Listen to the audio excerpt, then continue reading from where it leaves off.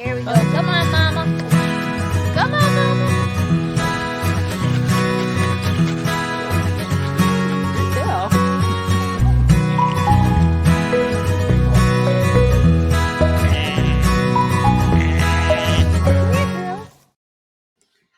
Hello and welcome to a very special edition of Sheep Chats. I hope you're excited. This is our very first Woolly Wednesday. I am so excited. I can't even stand it. I'm just like,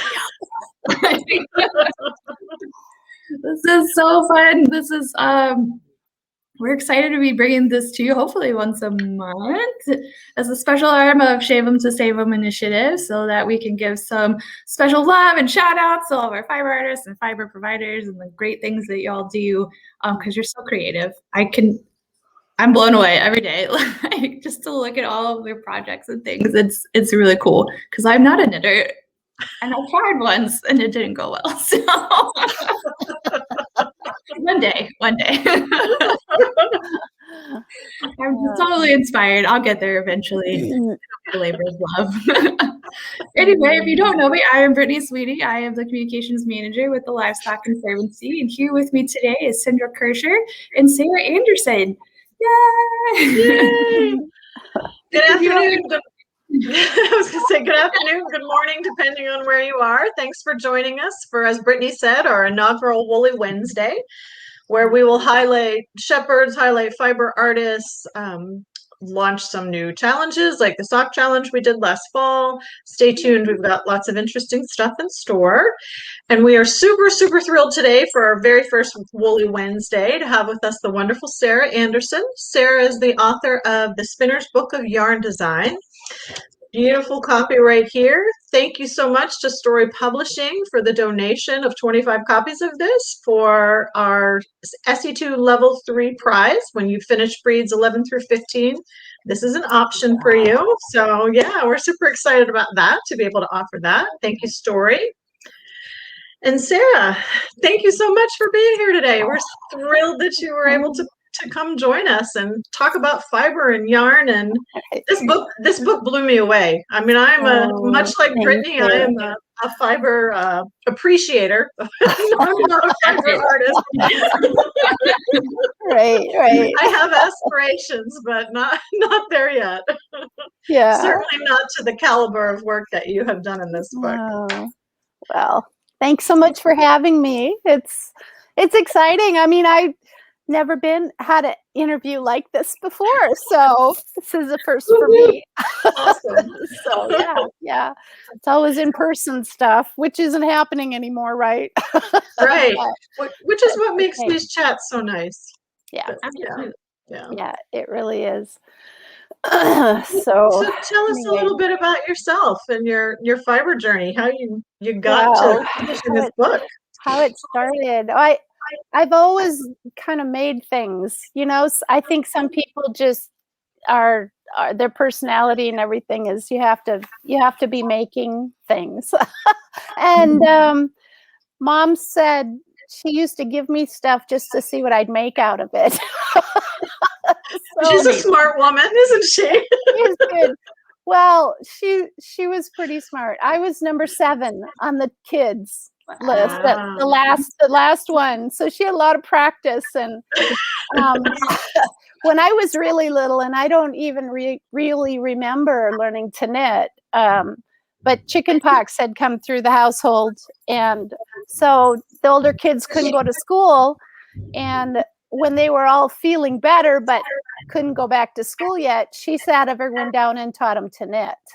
Wow. And I figured that's probably when I learned, because I feel like I've always knitted. I mean, it's just never been something I didn't do. So even my brothers learned how to knit. Wow. But my mom taught herself, because my grandma didn't do any kind of handwork or anything. She cleaned and cooked, and she did really well at that, but she wasn't a maker. And anyway, so I've always knitted and done embroidery and all kinds of things. And I got it in my head I wanted to weave, and I don't really know where that came from, but I wanted to weave. Oh, actually, I do know where it came from. It was the spinning. I don't know. the weaving, I used to visit old people. I loved old people. And so I'd go to the nursing home, and nursing homes were different when I was a kid because they had a lot of very high functioning people, you know, and instead of now they don't. So at that time they had a craft room at the nursing home in town, and they had a big floor loom, and a man his name was Bill Kaling, wove rugs on the floor loom, and they sold them. They had a little store where they'd sell different things, you know, embroidered dish towels and the rugs and that kind of stuff. And I remember sitting next to him at the loom, and I was on a folding chair, and I was small enough that the warp was at my eye level. Oh, wow. And I'm watching this warp doing this stuff, you know, as he's putting the weft through. And it was like magic. It was turning into this fabric. And I just wanted to weave. And I asked for a loom for my birthday. And my dad was very creative, and he enabled me a lot. So he went on a search for a loom. He had no idea where to get a loom. And he asked someone who had a business in a neighboring town. He was a Culligan man, soft water business. And so he'd gone to the neighboring town, and he asked him if he knew where he could get a loom. And the guy looks at him and he says, "A loom?" He goes, "Yeah, like weaving loom, you know." And he says, "Well, come down the basement with me." And this was like an old brick building with a, you know, the cellar and the dirt floor and all that. I mean, old building. And he took him down there, and in a corner was this little pile of loom. It was a art craft loom in pieces and kind of rusty. And he goes, "You can have it if you want it," you know. So they put it all in a box, and Mom and I were off buying shoes somewhere. And so when we got together again, he says, "I got you a loom." It's in the back. Of course, I'm thinking loom. And this is like a rusty little pile of loom. And but we took it home and fixed it all up. And it only had 2 harnesses, but I started weaving. And just from, I'd gotten a book somewhere. I didn't know anyone who did it except, you know, at the nursing home. And I didn't think to ask Bill, "How do you warp a loom?" or any of that. I just did it. But my first projects, and I did, was rag rug placemats, because it's a little loom, and I had watched Bill making these. And my mom used these placemats to death. And I have them now. Mom passed away in May, and I have these. I didn't know about having to make them wider because of the tension of or longer, but they're worn to death. This one is in good shape. And that's your first project? On the loom, I mean, I probably did a little bit just to play, but then this is really the first I did. So I have 3 of them. I don't know where the 4th one went, but that's literally great. My mom used them. I was probably 11 or 12. I'm 60 now. She used them every day, and just loved them. Even, you know, when she was older, she had her tray with her little placemat on it. But you know, it's funny because when I look at it, I think I was a pretty anal child, because I cut 1-inch strips of fabric.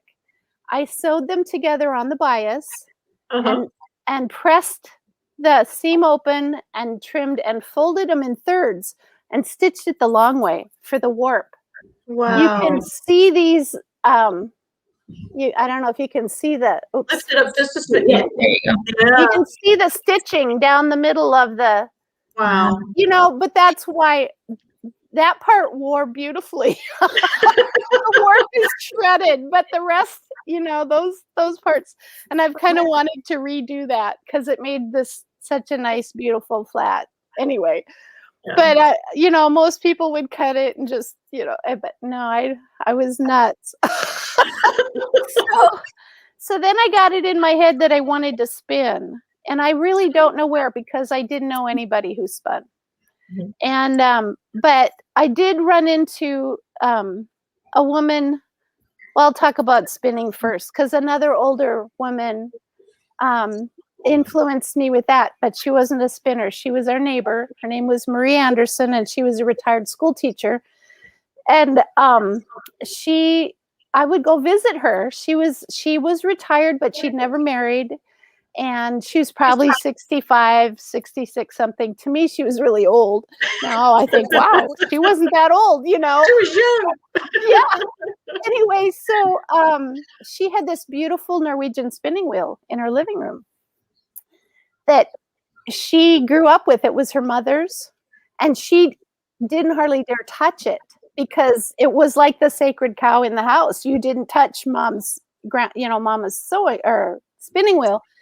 And she let me, I got wool from a farmer, just meat breed. I don't know what it was, but it was like I got the price that he'd get from the wool pool. So it was like, I don't know, 11 cents a pound or something like that, and brought it home, and I washed it in a tub in the yard.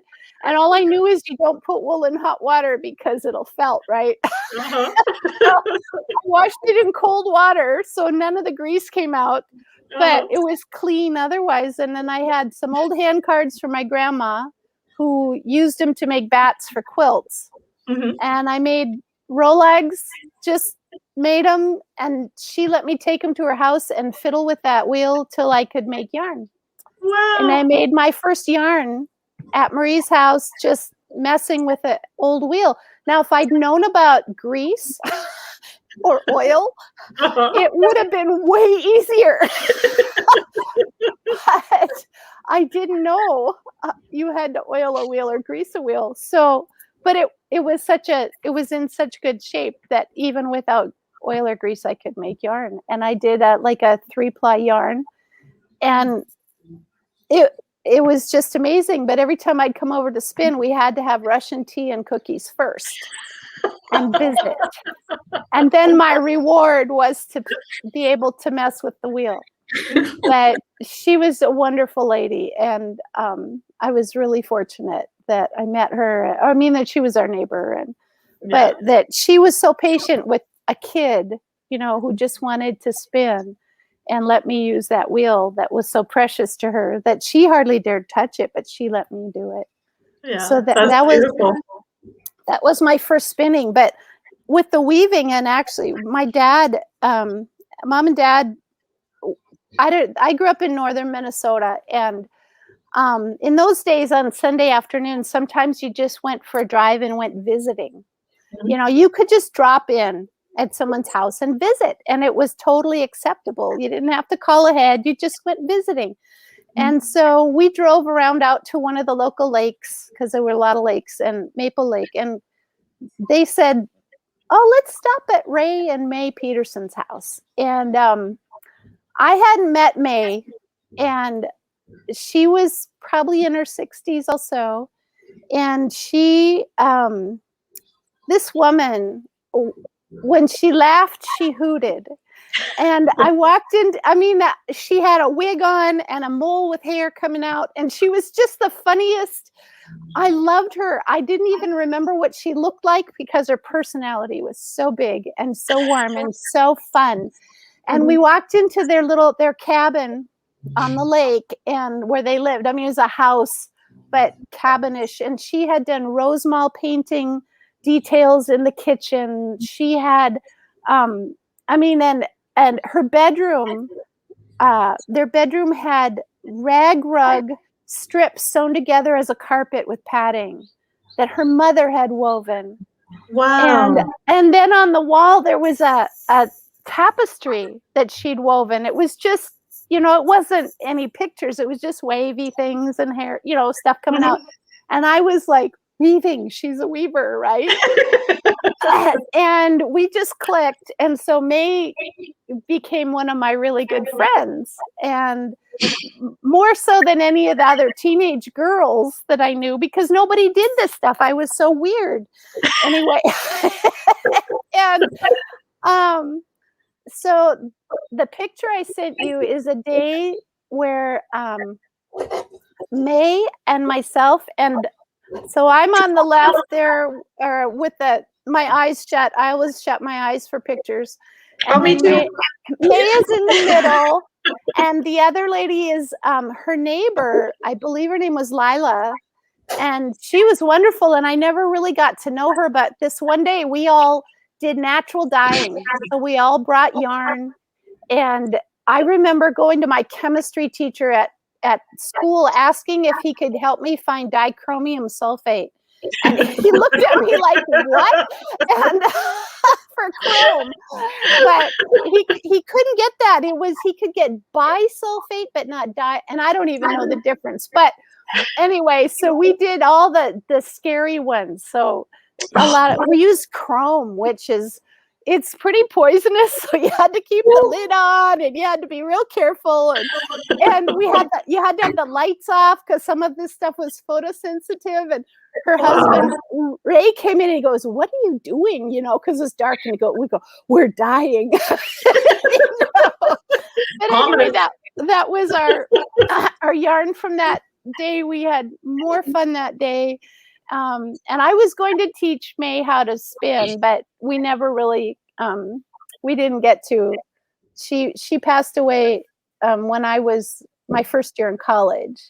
And I still grieve her because she was just so special. But I found out, my dad, the enabler, got me a spinning wheel. He went to the local university and he asked about spinning wheels because he knew they had fiber arts. And he ended up getting a kit from Ashford.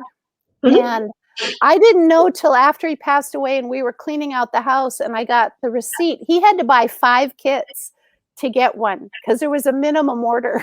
Oh. He bought 5 spinning wheel kits and I got mine and he sold the others to somebody and I found out May had bought one of them. So she never even put it together, but she bought one of them. So my dad was great. Yeah. He was a wood carver. After he retired, sold his business when he was 55. And so I was like 15. And he started wood carving and he learned and he got the whole town carving, doing all kinds of carving. He taught everybody. And anyway, but in fact, he did some spindles for me. 2 of these are in the book. He settled on loving chip carving.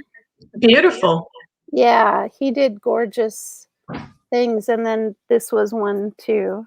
That's lovely. Now, do you use these or are they too precious to use? Oh no, I use them. Yeah, they work great. So this one actually was meant to be a refrigerator magnet and it wasn't finished. And Steve Paulson made a shaft and made it into a spindle for me. And it needs more weight on the outside to work as well as perfect, but it still works nice. It's balanced and all that. So and it has that great history. Yeah, it's pretty fun. And so May was an important part of my, growing into spinning. But anyway, so I spun, and I actually Dad gave me a floor loom when I got married. I was 19 when I got married, and it wasn't the wisest choice. But I moved out west, and I had a floor loom, and I did a little weaving on that, but and I did some spinning, but I had kids right away. So my kids were born when I was 20 and 21. And I didn't spin for quite a few years in there. But my husband and I divorced after about 10, 11 years. And when I remarried another year and a half later, I started spinning again. And I ended up getting a shack wheel. And I had, after using that old Ashford I'd never taken any lessons or anything. I still didn't know about oiling. Figure that. So just imagine spinning on old Ashford for a long time and never oiling it. I mean, I didn't know. It just didn't click. Anyway, so I got this shacked and I learned a little more, and it felt like it spun the yarn all by itself. I mean, it was amazing. And so as I eventually joined a local guild and got involved in our Evergreen State Fair and demonstrating, and I still didn't take lessons or classes, but just being around spinners, I learned so much. And I just had this passion to do it, and it grew. And then I got in my head, I learned how to do a cable yarn. And I got in my head that I really wanted to see how many different kinds of yarns I could make, you know? And that's when I started building my yarn library. And it was really fun. And I just thought there's so many variations you can do. And the key that I found was being able to spin either S or Z with the wheel to the right or to the left, so the different twists, and being able to choose any diameter that I could spin. So that's what I worked on, is controlling the diameter when I would spin. And then it was just a matter of having fun and playing and putting together different diameters, different twists, seeing what happened, because sometimes things would just pop, like with this was I call it a bubble crepe. It's a 3-ply, but you can see how things just, it pops out and does fun stuff, you know, depending different diameters. I don't know if, or like thick and thin. What is this? So this is just a thick and thin singles with a real thin ply. It's beautiful. And it just does really fun things. You can see when you have a thick spot with the thin, it does like a flame. They call that a flame yarn when there's a good one. Like that. You know, so anyway, it's fun. You can do so many different things.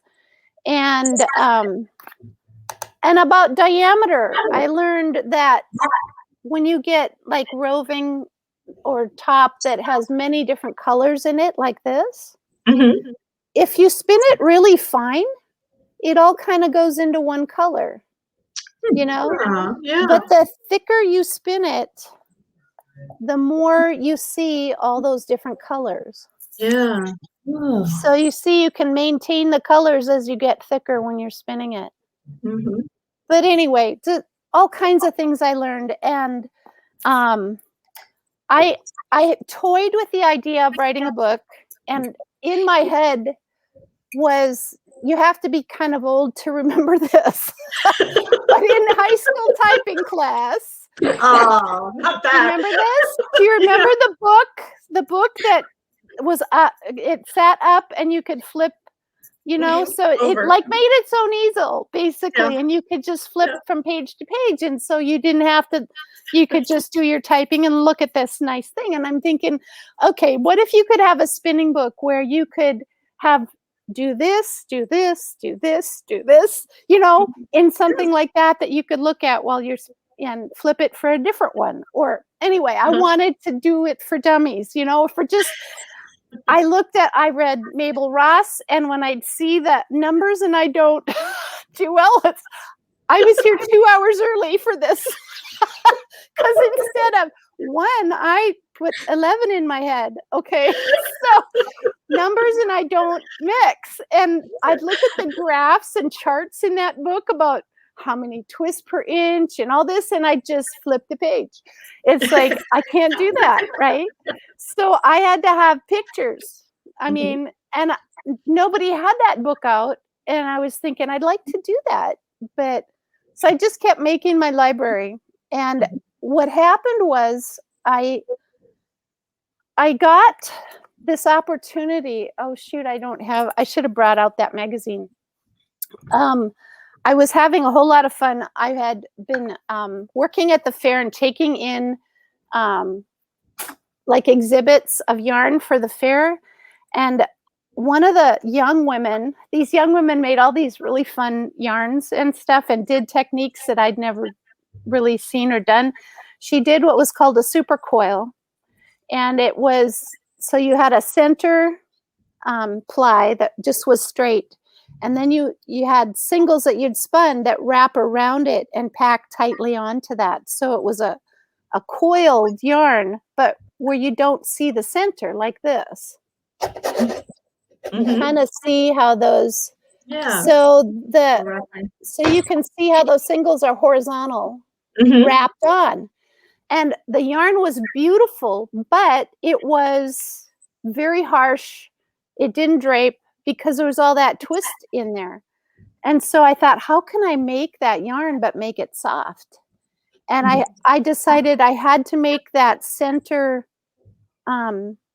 because all that twist was going into the center core. Mhm. When you're trying to wrap on, you couldn't take it out later or the coil would loosen up because that twist was holding it. I don't know if I'm explaining this well, but anyway, so what I did is I put all my core yarn on a drop spindle and tied it to the leader on the wheel. And then as the wheel spun the core one way, the spindle spun it the other way. So it just rolled.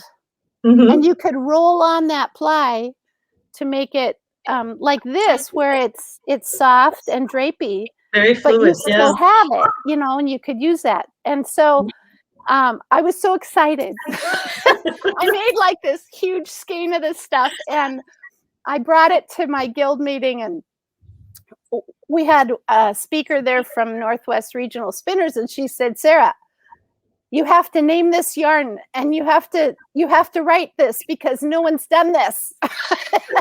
And she said, this is new. No one's done this. And so, so I said, I can't write. I know it. I won't write. I'll start and I won't finish it. And so my friend Bonnie, we wrote an article for Spin-Off together. And she wrote the writing and I did all the pictures and all the, you know, the rest of it. And it ended up on the cover of Spin-Off, and I called it Wrap and Roll. So anyway, and it did turn out nobody else came up and said they've done this. So it was a new technique basically, which was really fun. And what the next I ended up, okay, so Spin-Off magazine at that time, Interweave had a winter retreat, they called it, called SOAR. And I had never taught a class. I don't think I'd taken a class. And they asked me to teach at SOAR. I had 1 year to get ready to teach at SOAR, which was like huge at the time. And I did go to a couple of Judith McKenzie's classes to kind of see, how do you teach, right? What do you do? Anyway, and so I practiced on friends and I worked all year to try. And I ended up teaching there and it was fun. And I wasn't very good, I don't think, but people were able to make the yarn. But I was teaching them something really hard. I mean, it was like chewing gum and rubbing your head, and you needed an extra hand almost to do what we were doing, but they did it and they succeeded and it was so much fun. And so I kept making my samples, and they asked, I taught the next year at SOAR, and that was in Oregon, and they were having, you know, just to get classes filled and stuff, they asked if I would try to like make a video of something that people might not know. So we made, my friend Bonnie, again, we went in her backyard, and she didn't even know, I don't think, that she had video on her camera, because this is the digital camera days where you're just, you know, enamored because we have digital and not film. And there was a little thing on there to do videos. So she did video of me, and we didn't know how to edit. So we had to keep retaking because I'd screw up or say something dumb. Anyway, we made this video on how to do this technique. And no, it wasn't this. It was Navajo ply. Sorry, it's a chain ply. Are either of you spinners at all? No. Okay.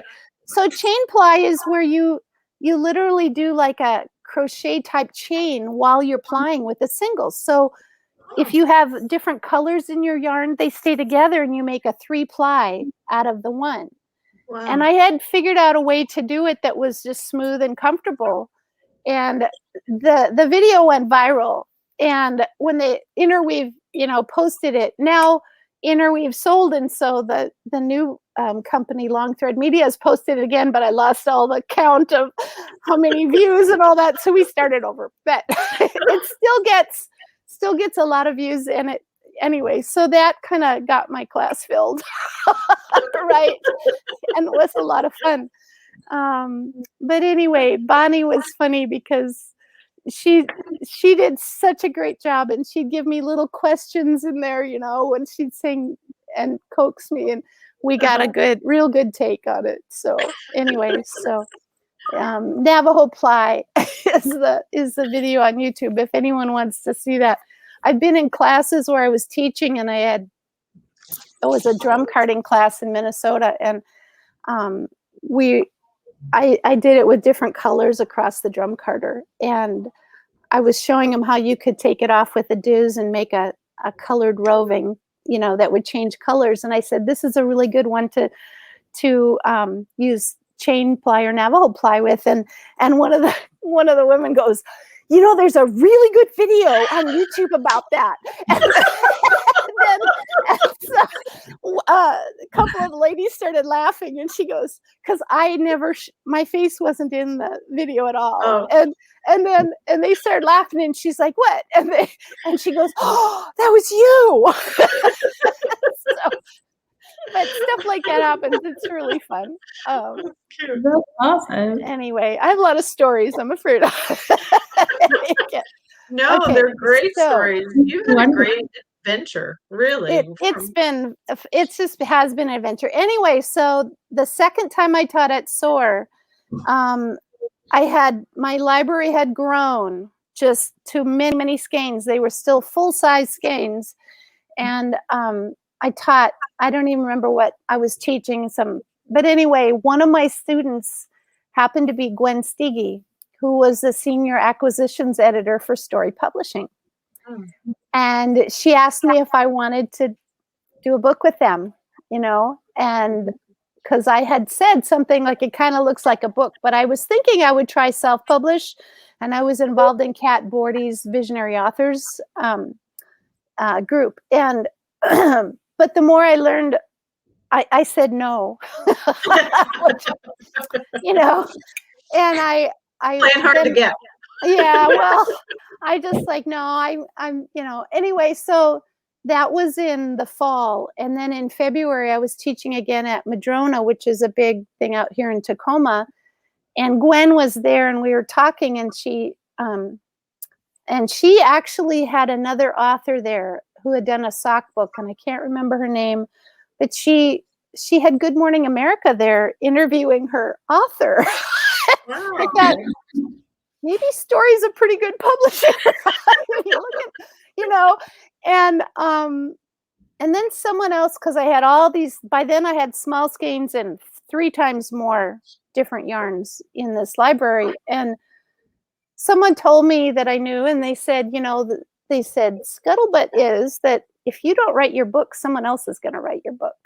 Mm-hmm.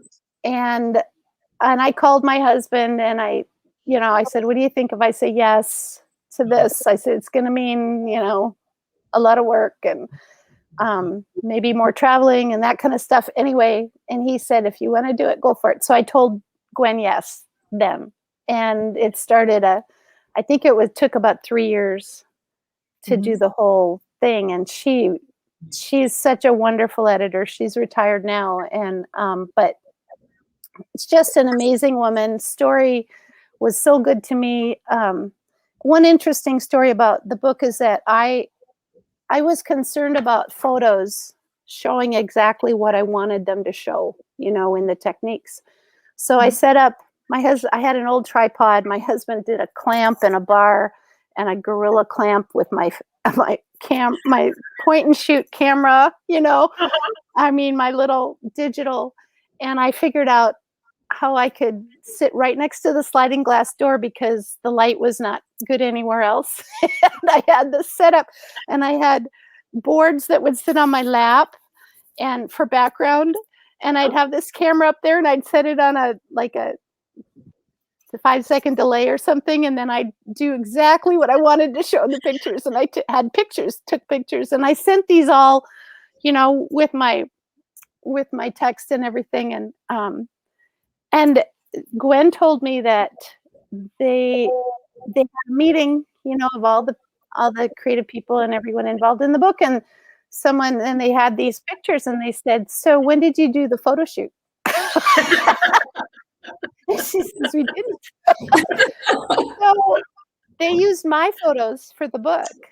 That's On almost all of them, they're my hands, and which was so nice because, and I would point right here. This is what you're looking at, and this kind of stuff. And you just can't explain that to somebody else who isn't doing it. And they just used Photoshop to make different color backgrounds, or a lot of them were the same backgrounds I used. And just kind of touch things up, and a little hangnail or whatever. I did a little of that, but not as much as I should have. If I'd known, I would have been in Photoshop fixing those nails. But I think that's one of the things that made me feel really good about the book, is that it really represented what I wanted it to say. And then I found out as a first time author that the author doesn't have a say in the cover or the title of your book. They decide that. Marketers decide that. And of course, color sells, right? So they wanted color on the cover. And they had a whole cover shot. They'd already started promoting it with this colored yarns and stuff that I had. And I said, and Gwen, my editor, knew that did not really represent this book. And I knew it. And because I used all white purposely so that the color wouldn't distract from the architecture of the yarn. Yeah. And she said, she said, I can't convince them that this is not the right cover for this book. Would you write an email? And I wrote it all out. And I said, I know my customers. I know the people who will buy this book. I said, when I am at an event, I have a table with all the white yarns out. And I said, it attracts those spinners like flies. I mean, they come and they look at all these different, because it's just white and it doesn't distract. And I said, they will love this, but it's not about color. That's another book. That's someone else's book. And, within a day of them getting my letter, they hired the photographer to come back and reshoot a new cover. Awesome. And that's something you just couldn't expect from a publisher. I can't speak highly enough of Story. So, and also in the book, I had this idea that I wanted it to be like a algebraic kind of formula where you could. So there are these cards in here, that give you the steps and tell you which way. Oh, sorry. These cards are all through the book for each yarn. On how it goes together and which direction things are spun, the diameter and all that. And they're all through the book. And in one of their marketing meetings, one of the marketers said, here's another one. There's another card. Nice. One of the marketers said, why don't we pull those out and make cards that they can take to the wheel? And so in the back of the book, there is an envelope with all of these that you can take out and punch out and laminate if you want. 64 cards showing different yarns. So it's like little cheat sheets. And that was another thing they just did that I thought was so timeless. Another thing was they originally were going to have a hardback with a spiral inside bound, Mhm. so it would lay flat. Well, I don't like those kinds of books because every page to me is perforated. And you can catch it, you know, out it comes. Um, but we kept adding, you know, Gwen would go, you really need to do a chapter on carding, you know, and we kept adding to it. And so it got big enough that it'll lay flat without the spiral bound. Nice. And in a traditional hardbound book. So I got everything I wanted. I was so happy. And then they sold the rights to a German publisher, so now we have it in German too. Wow. So kind of, and they didn't get my letter though. No. So But it's still a pretty cover. it is a pretty cover. Yes, yes. So anyway, but no, it's been just a joy. And I had to learn how to teach, and I felt like feel like I got pretty good at it. And I'm sort of one of those people that when you've been there and done that, then the interest sort of goes away. Mhm. So I do love teaching once I get there, but I'm honestly tired of all the work and all the preparation that goes into it. And so when my granddaughter was born a couple years ago, I sort of started to step back and decided I wanted to focus on being a grandma. And so I'm not really, and then Corona, you know, hit. So that sort of made it, oh, okay. I'm kind of retiring. Not like I never will teach again, but what I do like to do is like retreats where you might be with the same 12 to 20 people for 2 or 3 days and just have fun spinning together, answering questions and all kinds of subjects, whatever people are interested in. And I think people learn really beautifully that way. It's relaxed. There's not a lot of pressure to be done in 3 hours. That's the kind of teaching I like. It's kind of more like mentoring.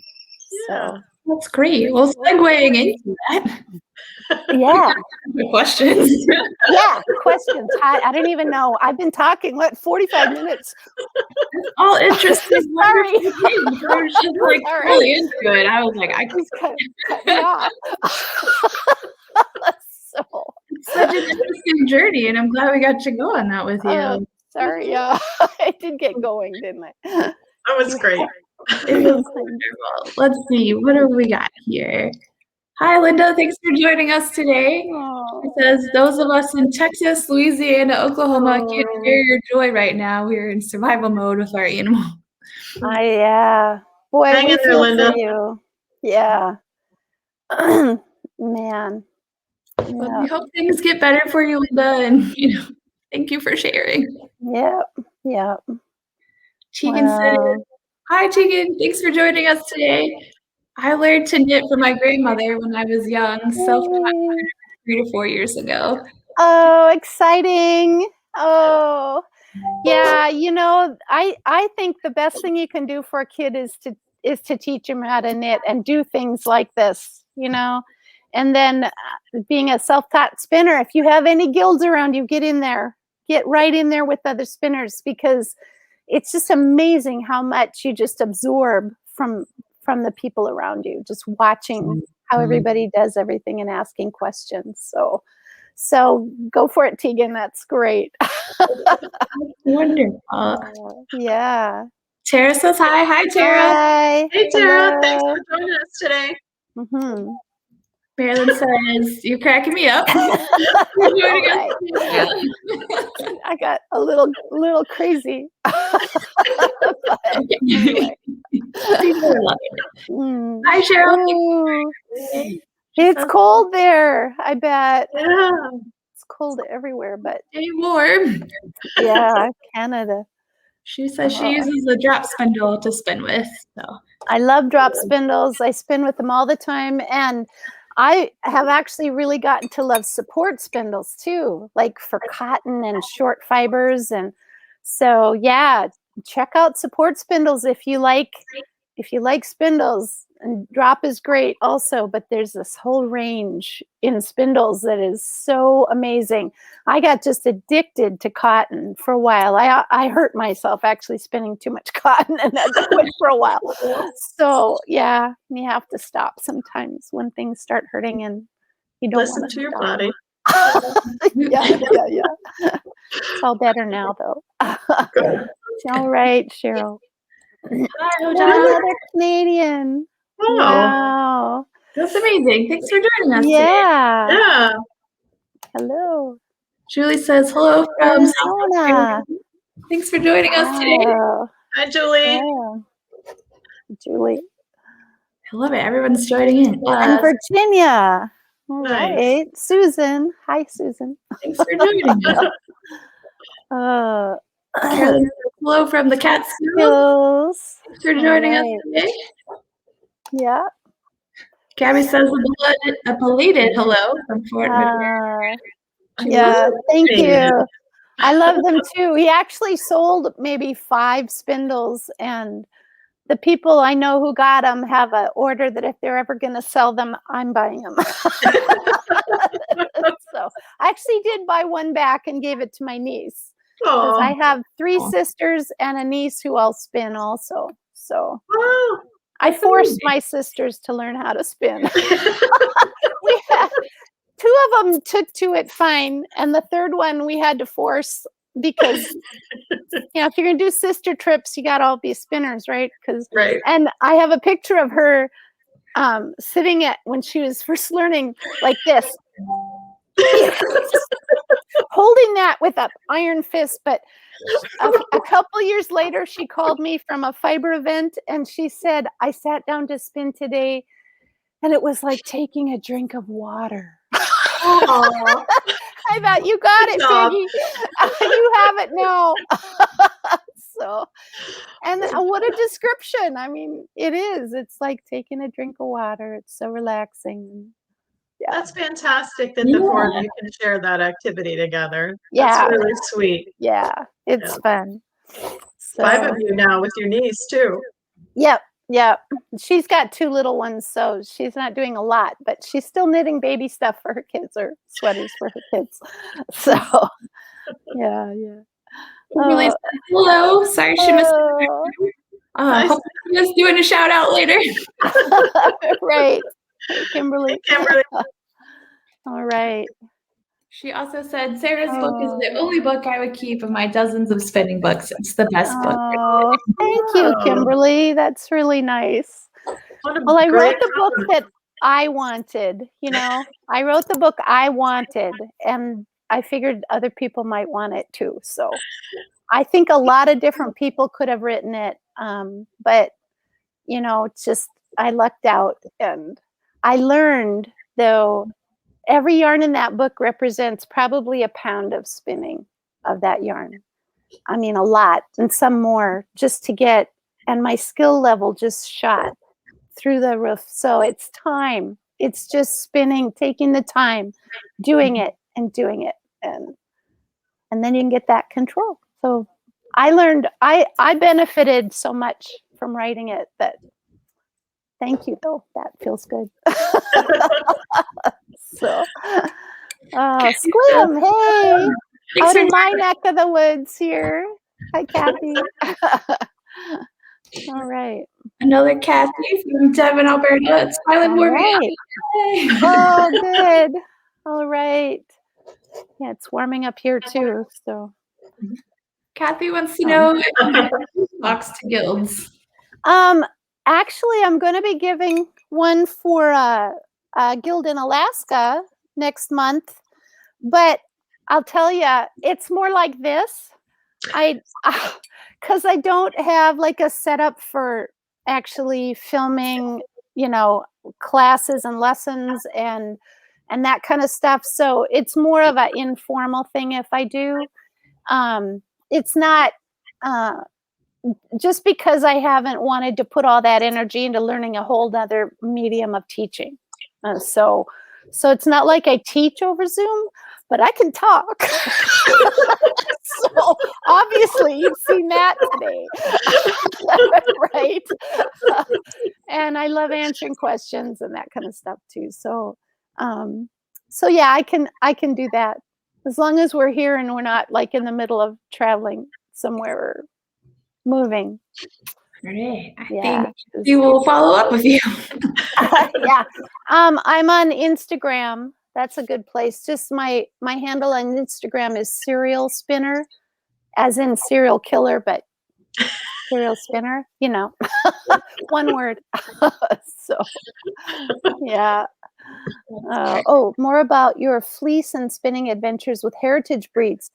You know, I don't know that I haven't done a deep dive into heritage breeds, which is what you guys are all about. So I wish I had done more.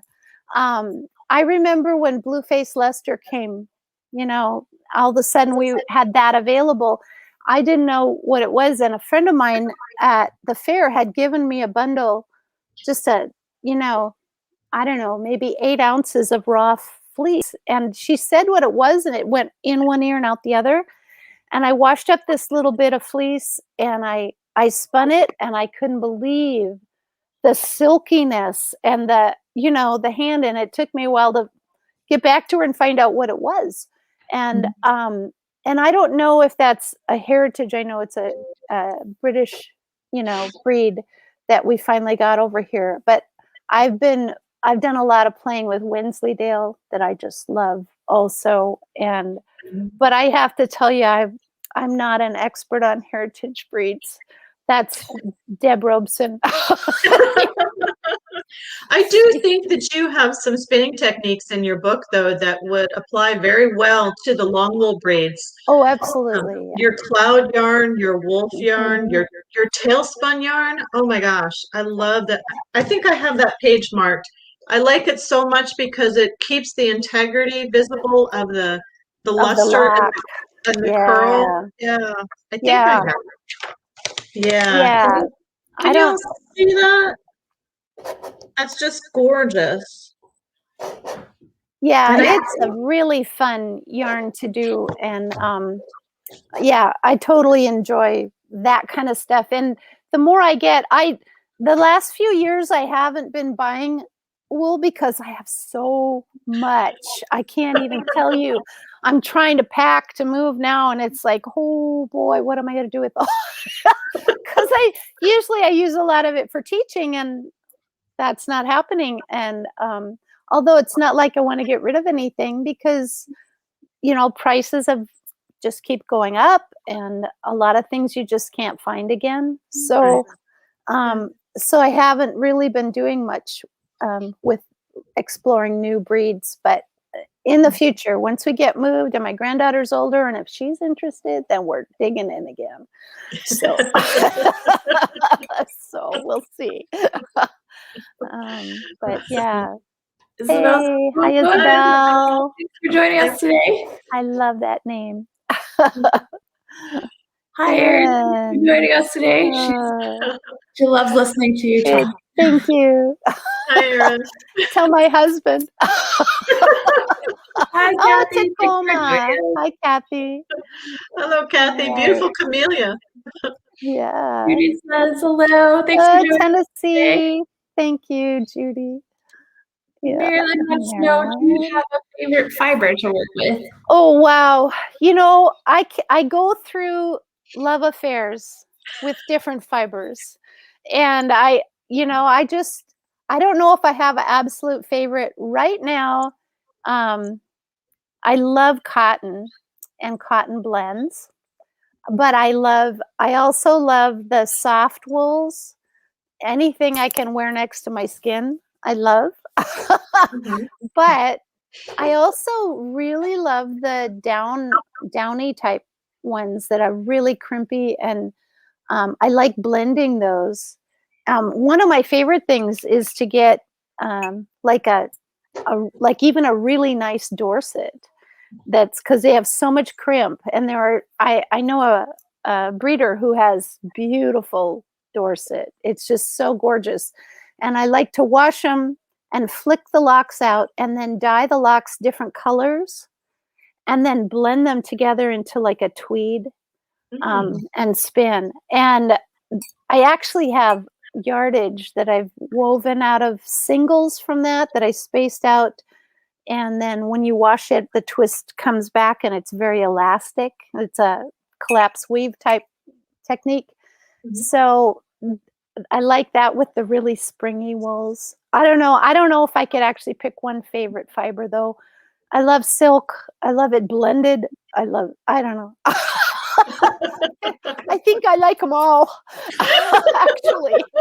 So, It's kind of hard not to, really I think, do. right? I know. And when you think you don't like something, all you have to do is get a really good example of that fiber and then do it and play with it. And it's like, oh, I guess I love this one too, right? You know. That's how it always is. So yeah. Oh, oopsie. Hi, Linda. Thanks for joining us today. Hi. I've been to Arachne Guild. Yeah. Nice. Great. Lot of sweet ladies in that, or not just ladies, I guess. Hi, Linda. All right. Hi, Hope. Thanks for joining us today. Oh, thank you. She's loving all your stories. Thank you. More love from Susie. Alberta, joining us Susie. today. Hi. Thanks for joining us. Hey. Yeah. Morgan. Morgan. Kentucky. Morgan Farms. Ooh, that sounds like a lovely place, doesn't it? In Yeah. Kentucky. Hi from the UK. Hi, Anna. Thanks for Wow, joining us Anna. today. Right. In the Hi, scratch Anna. Oh, all UK right. designers and dyers. That's amazing. I was in the UK in, when was it? Was it 13, 14 maybe? I don't remember what year it was, but it was a lot of fun. I met so many wonderful people there. So Were you teaching a workshop? yes, I did. I taught at, and I can't even remember the name now of the actual event. And then I taught a second time down in Wales, which was really fun too. Went to Wales. I bet. Yeah. Anna, thanks so much for joining us today. Thank you so much, Anna. Hi, Okay. Pauline. Thanks for joining us today. She Okay. said, did you use the same fiber for all of your samples in the book? She just started reading it. Yes, most of the white was, now watch my brain just glitch on what that fiber is. It's, okay, I don't remember. I can't believe I can't bring that name of the fleece to hand. It's going to come back to me in just a second, but it's a beautiful, oh my goodness. Am I getting old or what? I think I'm getting old. I can't remember the name of it. It's COVID brain. Yeah, We all have it. I guess. And I know I wrote down on here what I used because it's absolutely one of my favorite. Falkland wool. Because it's very white and it photographs nicely. It's a beautiful medium wool. It's soft enough to be next to the skin, but it's a longer, more medium, very crimpy, and it shows the definition of the plies really well. It's just this incredibly versatile wool. So yeah, Falkland. I remembered. Thanks, Pauline. Hi, Yes. Alex. Thanks for joining us today. Do you find that particular types of wool make it easier or harder to spin some of the yarn structures in your book? Yeah, a lot of them do better with certain types. You know, like if you're doing, if you really want the structure of the yarn to show, you know, a longer fiber, and not as much crimp sometimes works, but in most of those, having more crimp, because after you wash it, the crimp kind of puffs up the yarn and it accentuates some of the interesting structures like cables and that kind of thing. Long wool breeds that have more wave than crimp a lot of times won't show some of the structures, but those do beautiful bouclés because they don't like to bend. So they bubble into these wonderful, or, you know, for things like the tailspun, you know, specific ones work better. Mohair works beautifully if you've maintained the locks. So yeah, certain structures are just, they'll just look different, but it's nice to do if you're working on one type of yarn. It's kind of fun to take a number of different kinds of fiber or different breeds, or and then make samples of all of them, wash them, and see what they look like, because you're going to be surprised at how different they are, unless they're real similar in their structure and stuff. So yeah, I don't know if it's harder or easier, but you'll get different results. So yeah. Good question, Alex. Thank you. Yeah, yeah. Let's see. So Hi, Masha. Thanks for joining us today. Any interesting ideas how to use art yarn? boy, that's the question, isn't it? You know, everyone seems to think I'm a big art yarn user, and I'm more an art yarn just spinner because it's fun. I'm very traditional in the yarns that I knit, you know, for myself and my family and for things. But there are fun ways to use, like if you've got, you know, if you have like a thick and thin yarn, a lot of times just knitting that in just a stockinette, it will show off the yarn, you know, because it's got all that wonderful texture. You don't want to confuse it, or weaving with that to use textures. I think weaving maybe has more applications for some of the art yarns than knitting, because you've got straight lines and you can really see, you know, what's happening in the yarns. Also, if you're going to use yarns like in weaving or knitting, but using just bands, or, you know, like in weaving, an individual weft of a real funky yarn, and then a few shots or a longer section of simple plain, and then bring in your element again, so it doesn't all get lost, you know, in the, so trying to accentuate the yarn, maybe even if you're knitting with it on just the band of a hat, having maybe the textured or the beehives or the real fun stuff in them, but then having the rest plain. Another idea that I've thought, if I get really ambitious and I want to do it, is to make art yarns in the different textures and different kinds of things, but all in one color or one kind of tone, so that it plays it down and doing it finer. So some old lady like me might enjoy wearing it. You know, I mean, I know a lot of ladies with, you know, all their hair colors and stuff, but my husband doesn't. I think he'd leave me if I put purple or blue in my hair. So, you know, it's just, it's not for everyone. I love it on other people, but it wouldn't work for me. But so, yeah, taking and just toning down, maybe by just using one color and going with all the texture. So there's a lot of ideas like that, because art yarn is just fun. For me, the act of learning how to make the art yarn makes all my spinning better, because it gives me better control. And so that's how I use art yarn more probably than any other way, is just to gain more skill for the fun of it, and to add another yarn in that library, right? Yeah. Those were good ideas, though. Thanks, Sarah. Yeah. Okay, yeah. So, good question. Hi, Rose. Thanks Hey, for joining Rose. us today. Hi, Hey, Rose. And it says, thank you for encouraging people to approach guilds. We always welcome new members. Yep, Awesome. yep. When you get in a guild, it's like it's just, the world just opens up. They're so great. So thanks, Anna, because yeah, that it is. It's just it's important to be with like-minded people, you know, and who have the same interests as you. I grew up without knowing anybody who did what I do, you know, and I just did it. But a lot of people don't have that.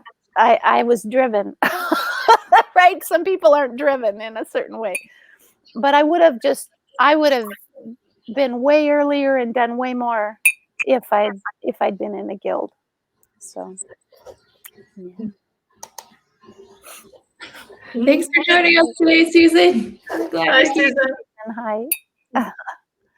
All right. Hi, Stephanie. Thanks for joining us today. She says, there is a group of us following along your book to learn all these lovely yarns. Such a wonderful adventure. Week by week, we're learning so much. Yay. Oh, thank you. That's fun. All right. Whoopsie. Please don't stay in my ears. I'm glad. Hi, Elaine. Oh, go ahead. Sorry. Oh, sorry, Elaine. Is there a trick to spinning Kivyut? Kivyut, is that how you say it? I think, so the way I spin it, and I have to show you, I'll be doing this soon. It's a bag of Kivyut. It's muskox, for those who don't know what Kivyut is. And it's very short and fine. And there are hairs in it. So it's just that tiny, short little undercoat that you spin. But there are guard hairs in it, like this. And they're, I don't know if you can see that hair against, oh, sort of. You can kind of see that. And they can be huge or they can be small, but this has been picked a little bit. So what I do is I usually take like cotton cards and I'll just brush it to where the fiber is hanging out over the edge of the card. And then you can see those long guard hairs because you got to pick those out. So you pick all those out and you do brush a little more and pick all those out and get that perfect fiber. And I like to use cotton cards to card it into like a little roll or a puni, like you would for cotton, because it's short. And it's lovely to blend with something like silk on those cotton cards, but you have to cut the silk short so that it's similar to the length of the Kivyut. And then spin it with a backward draft, you know, like you would cotton. It's very similar. You wouldn't put as much twist in it though as you would cotton, just enough so that it holds together. Make some samples so you can see. Although you can, if you've got half silk and half Kivyut, you can put quite a lot of twist in that yarn and it will wear better and it will still be soft because both of those fibers are super soft. Now a lot of you know who Abby Frankmont is, and she learned how to spin in Peru as a child. And all of their yarns are like spindle spun, super high twist. I traveled with her actually when I went to England, and she had her travel knitting with her, which was, I think it was cashmere and silk, or it may have been Kivyut and silk, but it was a similar fiber to Kivyut.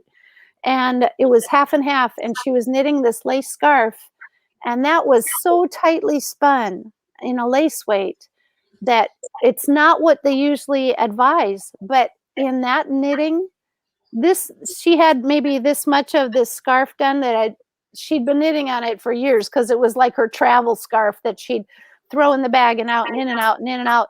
And it looked like new. It's like it didn't have any pills. It was super soft. It was beautiful. So I would say don't be afraid of high twist, especially if it's with silk or something like that. But you want to make samples and see what you have. If you're doing just Kivyut, you might not want as high a twist as if you had it with silk. But I don't know if it's a trick, but the actual drafting is very much like other short fibers.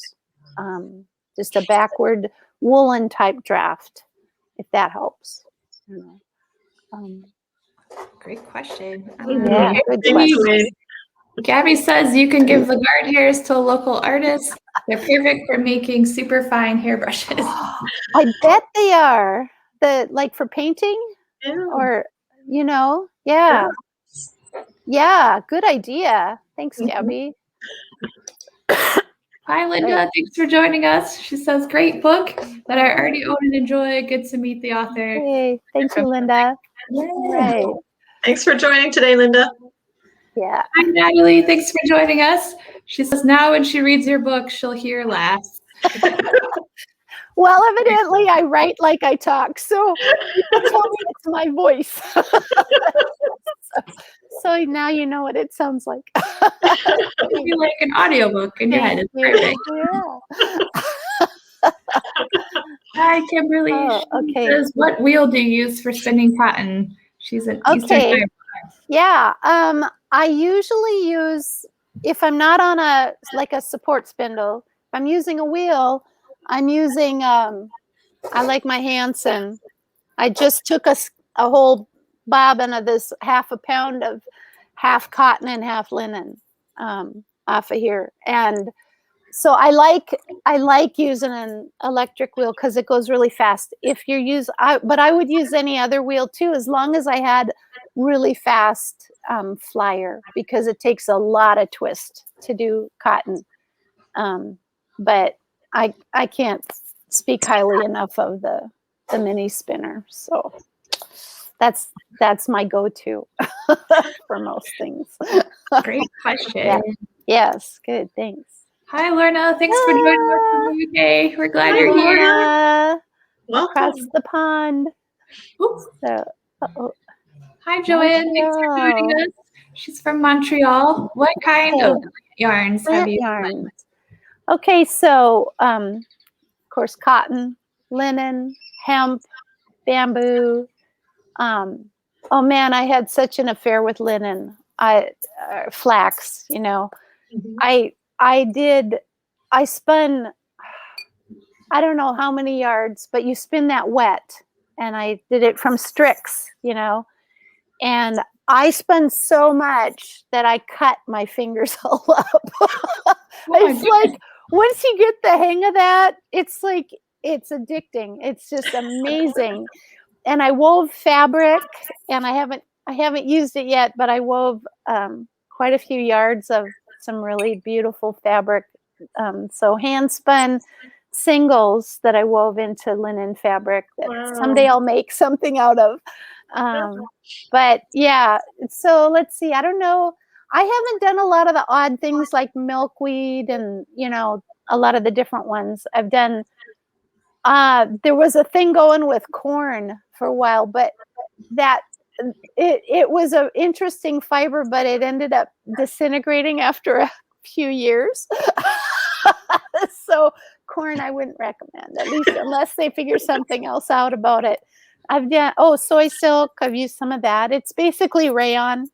You know, they use a rayon process for a lot of those, but my favorites are cotton and linen or flax, and hemp is fun too.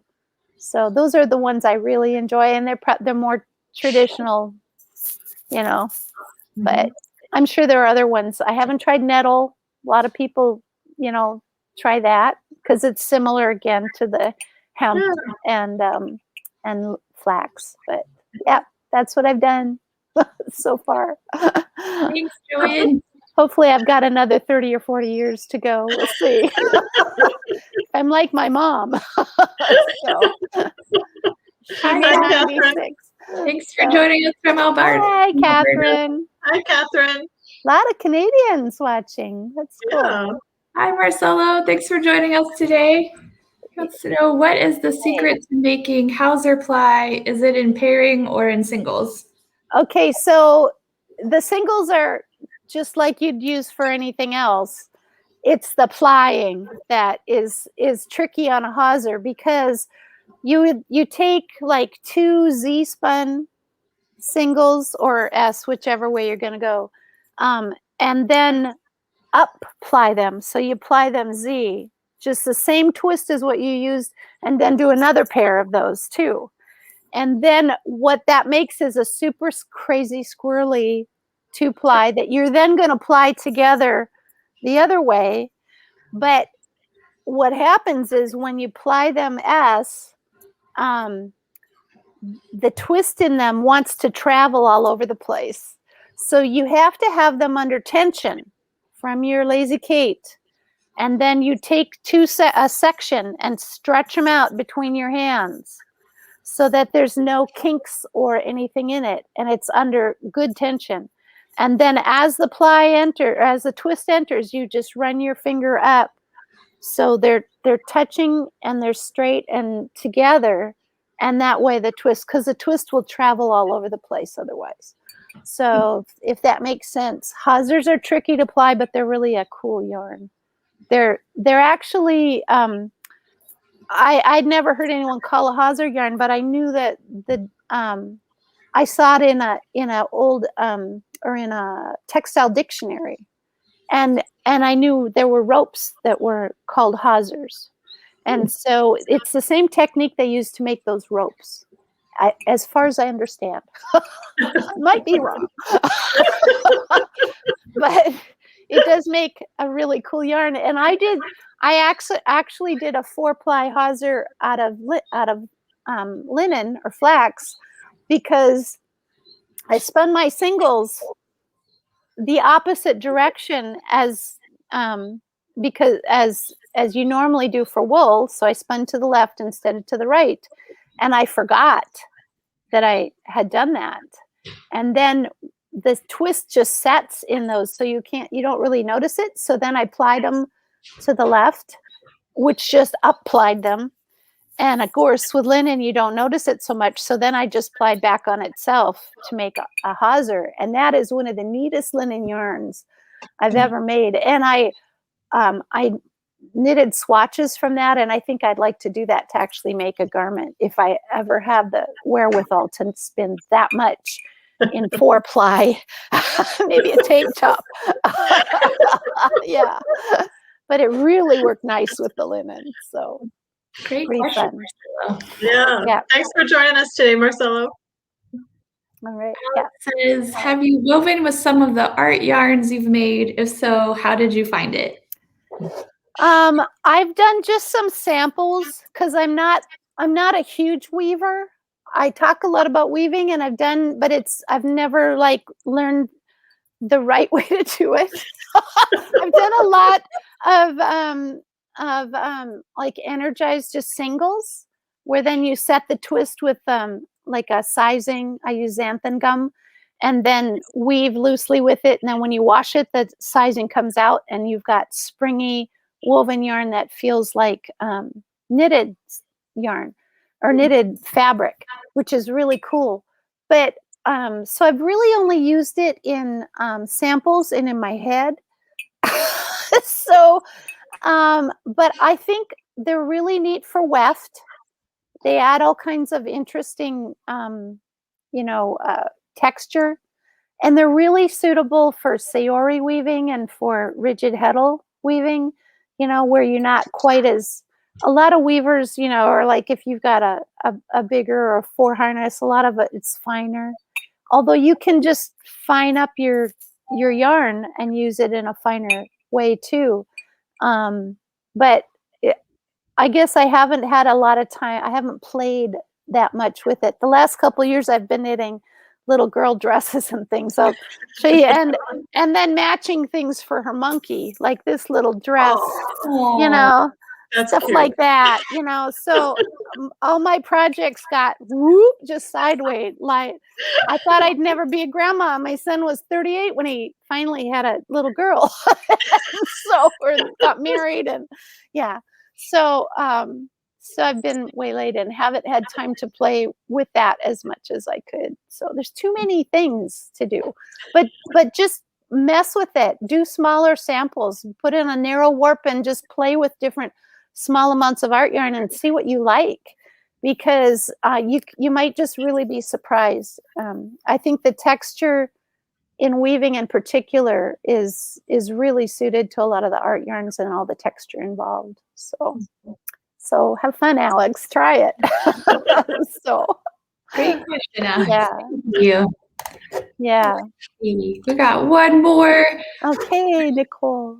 Hi, Nicole. Thanks for joining us from Quebec. When I want to take the yarn that I spun for the warp on my loom, do I have to spin it very much? Your English is fine. It's great. Okay. So if you want to spin for warp, the main thing is to make sure that it's very consistent, and not necessarily because it has to be consistent just for weaving, but the more consistent your yarn is, the stronger it will be, because one weak spot in a warp will break or could break. And so you mostly, sometimes you can make it higher twist to make it stronger, but more important than a higher twist yarn is a very consistent yarn, if that makes sense. So, and if you're doing something that maybe has thicker and thinner like areas purposely, I'm not saying you can't use it for warp, but make sure that the thin spots are very strong, and that the thick spots are strong too, and that you don't use a lot of tension on your warp.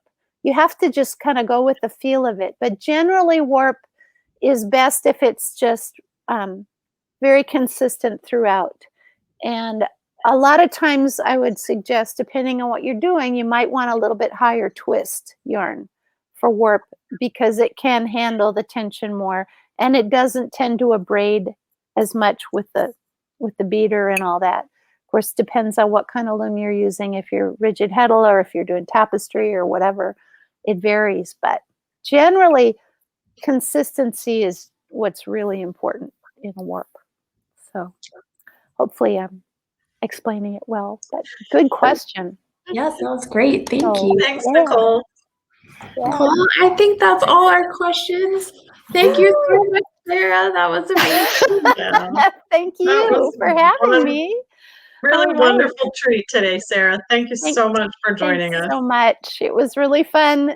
And I wish you all the best with the Shave It and Save It and, the sheep. And if I had time for one more thing, man, I'd be diving in there. It's just, it's life, right? It is life, and you've got a lot going on in it right now. Yeah. It's so good. So, Yeah. well, thanks so much. We finally made it work. Yeah, You thank problem. you.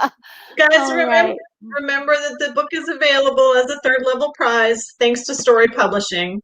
Sarah, we love you. We love Story. Thank you. Have a great afternoon, everybody.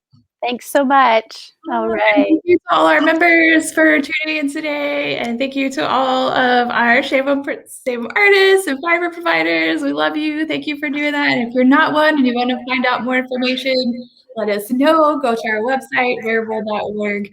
We would love to have you participate in the program.